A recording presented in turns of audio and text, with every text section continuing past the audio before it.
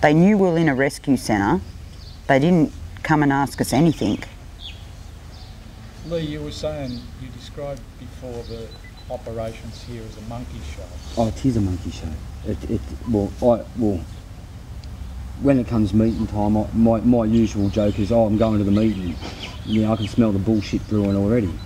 Because it is like, they'll tell you one thing and do completely other, or they especially like, they'll go, oh, you know, any questions? Any questions?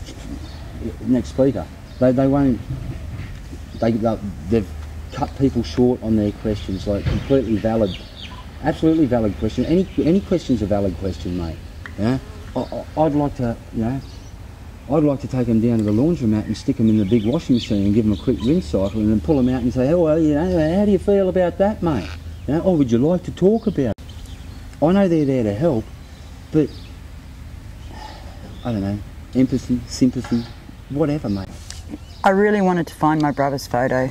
I've got the only birth photo, baby photo of my brother, and the only baby photo of myself with my mother in existence, because when we moved, when I was 3 years old from Katoomba, Mum said that the removalists kept the last load of stuff, and that was all the valuable stuff that she had in there.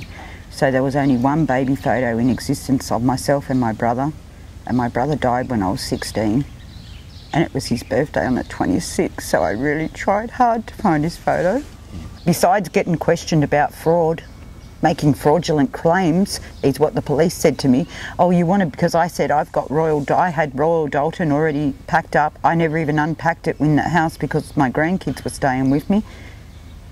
And I said I had little pieces of Wade, little animals that go on the wall. Mightn't be important to some people, but Wade's quite expensive. And then he started with his fraudulent claims. Oh, you want to be careful making fraudulent claims and this and that. I said, I don't know what you're talking about. What are you talking about? He goes, you know, fraudulent claims, making claims. Yeah. I said, we don't even have insurance. Why would I be making a fraudulent claim? You know, they've just re-destroyed my house and he's telling me about fraudulent claims. And then he told me to go to town, buy a camera and take a photo of everything that was damaged after the flood. Said, well, one of the coppers said, you know, there was an on-site chippy to okay the demolitions, right? Well, I'd like to meet this on-site chippy because he can't see the AC sheet, the asbestos sheet. My bathroom's full of, you know, it's all asbestos sheet, and I'm pretty sure that they didn't have a couple of fire hoses in there smashing their house down. They let us play in it for over a week before they decided. Before they said to us, before they said, hey, this house is full of asbestos. And they've let us play in that for like 7 to 10 days. The army come in to help for a couple of hours and they said they shut it down because of asbestos. Yeah. And the pile of rubble's still sitting there. So why do you think they're treating you and other people of Grantham with such indifference? And because if we leave town and ignore the fact, if they push us to the limit, people are going to have enough. People have already left town. I don't want to leave this town. I work close by. We both work close by, and I think it's the principle of the matter. I feel like they're trying to kick us out of our own town. This is our community. I only ever bought petrol here. We supported the community. We lived here. Our friends were here, you know. Our friends were like our family. Anytime we asked a question at any meeting, both of us, we were like shone at or pushed aside, or that will be answered in the following meeting or whatever. I asked, could we have a copy of the meetings, right? And since then, they are now a copy of the minutes. Since then, they've given us one copy of the minutes and they said, if you want to know about any of the previous meetings, you're quite welcome to sit down beside me while I go through the minutes with you, but we haven't typed any up. Yeah. And I said, it's not just for me, it's for other locals. And she said, who? What other locals? If they want to see the minutes, they're quite welcome to come and sit here with me and I'll go through it with them.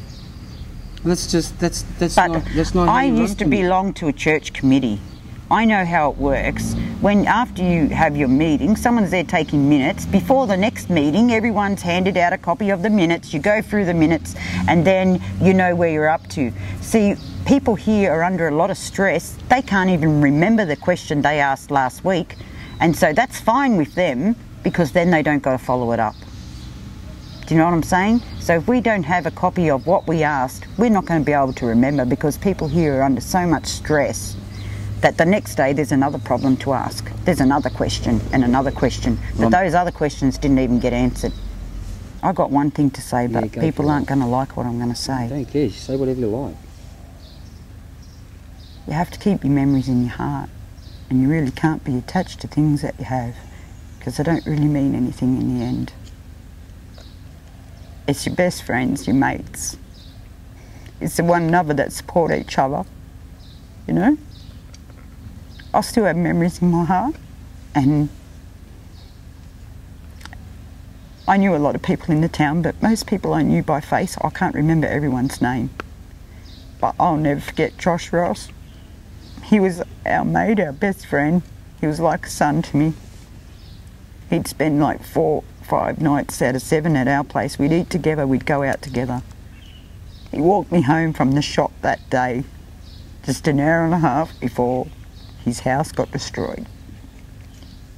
It was his mum's. He went to the back door because his mum was already in knee deep in water and she's disabled. He went to go help his mum and the whole house collapsed. I can deal with losing my whole house and everything, but I can't deal with losing him. He was a daycare teacher. He wouldn't have hurt a fly. He was much loved by everybody. Went to his funeral the other day, and that would be the only funeral I'm going to because I know a lot of people, but I didn't know them by their names. If they say this person here died, that's their funeral today. Sometimes we work 12 hours a day, 7 days a week. So we'd only see Josh of an evening and have dinner together or something. I didn't know a lot of people around here. Pretty much kept to myself. I think people are more important than your things. So it doesn't really matter about the things. Like, you could be upset about a few photos and stuff, things that were my great-grandmother's, but when it's all said and done, lives are more important. We're lucky to be alive. People... And the government response, what would you say if you had a message for people elsewhere about the callous response of the authorities here? I don't know what to say about that. I'm in shock, I'm in awe, because I'm a hard-working person. I work hard and I vote. He got pneumonia over a year ago. He was in hospital for a week and he had a month off work. I had to work 2 jobs to support us. We never asked the government for any money. Just before Christmas, I had a fall at work. I hurt my back in 3 places, hurt my knee. He had to support me. We didn't ask the government for nothing. Now the government are here, they know what's happening, and I feel that they're not supporting us. They're not helping us.